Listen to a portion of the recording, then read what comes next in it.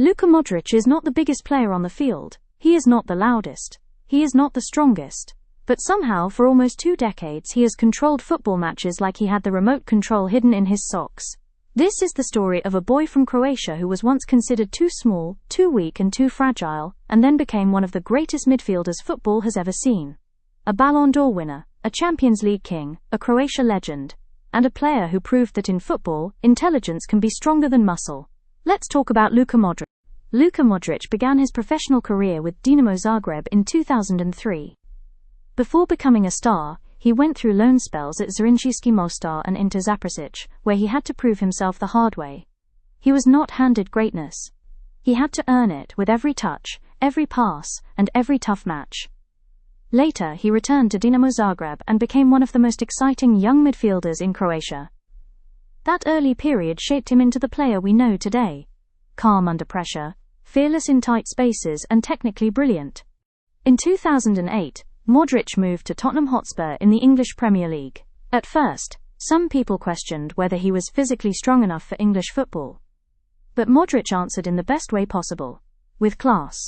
He became the creative brain of the team, controlling tempo, linking defense to attack, and making difficult passes look simple. In 2010, he helped Tottenham qualify for the UEFA Champions League for the first time in almost 50 years.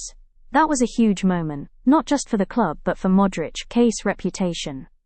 The world started to realize this was not just a talented midfielder, this was a special one. Then came the move that changed everything. In 2012, Luka Modrić joined Real Madrid. And at first, believe it or not everyone was convinced. Some critics even called him a disappointing signing early on. Looking back now, that opinion aged worse than milk in the sun. At Real Madrid, Modric became the heartbeat of one of the greatest teams in modern football. His partnership with Toni Kroos and Casemiro became legendary. He could defend, create, press, escape pressure, and deliver passes that looked like they were written by a poet with a pro license. During his Real Madrid career, Modric won 28 major trophies, including 6 UEFA Champions League titles, 4 La Liga titles, and 2 Copa del Rey titles. That made him one of the most decorated players in Real Madrid history. But 2018 was the year Luka Modrić went from world-class midfielder to global football icon. That year, he helped Real Madrid win another Champions League title. Then he captained Croatia all the way to the FIFA World Cup final. Croatia did not win the final, but Modric's performances were so outstanding that he won the Golden Ball as the best player of the 2018 World Cup. And then came one of the biggest individual achievements in football, the Ballon d'Or. 2018 Luka Modrić won the Ballon d'Or, becoming the first player since Kaká in 2007 to break the long Messi-Ronaldo dominance of the award.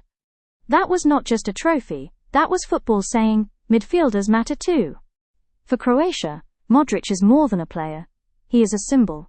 He captained Croatia to the 2018 World Cup final, the greatest achievement in the country's football history. In 2022, he helped Croatia finish third at the World Cup, proving that 2018 was not a one-time miracle. Croatia's World Cup record lists Modric as the only Croatian player to win the Golden Ball, and he also won the Bronze Ball in 2022. And even at 40 he was still making history.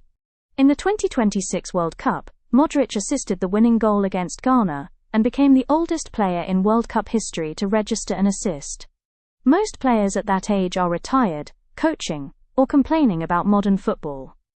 Modric was still taking corners like time had forgotten to catch him. After 13 unforgettable seasons at Real Madrid, Modric left the club in 2025 and joined AC Milan, beginning another chapter in one of Europe's most historic clubs.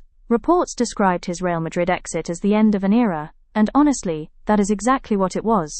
By 2026, Modric was still Croatia's captain, and still competing at the highest level. His likely final World Cup became emotional not only for Croatian fans, but for football fans everywhere. Even opponents praised him. Before Croatia's World Cup clash with Portugal, Bernardo Silva called Modric a football idol and inspiration.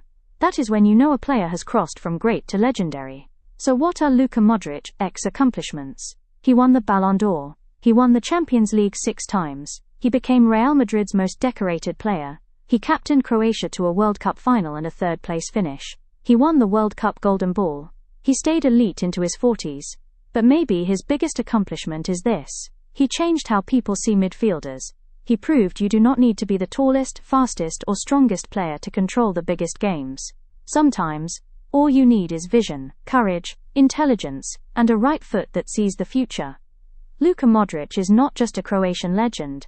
He is football elegance in human form.